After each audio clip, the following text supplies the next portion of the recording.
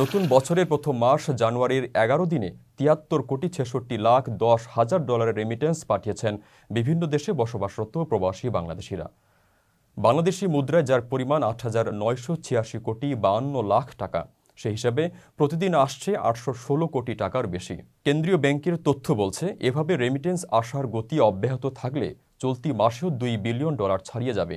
আলোচিত সময়ে সরকারি ব্যাংকগুলোর মাধ্যমে রেমিটেন্স এসেছে ২০,১৯,৩০,০০০ ডলার। বিশেষায়িত দুই ব্যাংকের মধ্যে এক ব্যাংকের মাধ্যমে এসেছে ২,৪৮,৫০,০০০ ডলার। বেসরকারি ব্যাংকগুলোর মাধ্যমে ৫০,৭৩,৩০,০০০ ডলারের রেমিটেন্স এসেছে, আর বিদেশি ব্যাংকগুলোর মাধ্যমে এসেছে ২৫ লাখ ডলারেরও বেশি।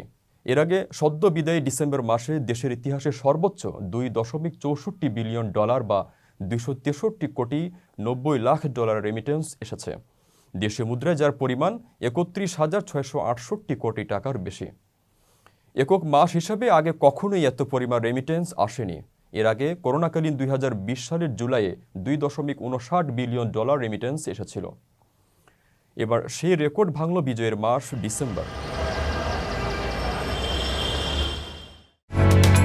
ওমানের সেরা রেট দিচ্ছে বাংলাদেশি প্রতিষ্ঠান গালফ এক্সচেঞ্জ। প্রিয়জনকে টাকা পাঠাতে আজই আসুন আমাদের যে কোনো ব্রাঞ্চে অথবা কল করুন স্ক্রিনে দেয়া নাম্বারে। গালফ এক্সচেঞ্জ, বাংলাদেশিদের প্রিয় এক্সচেঞ্জ।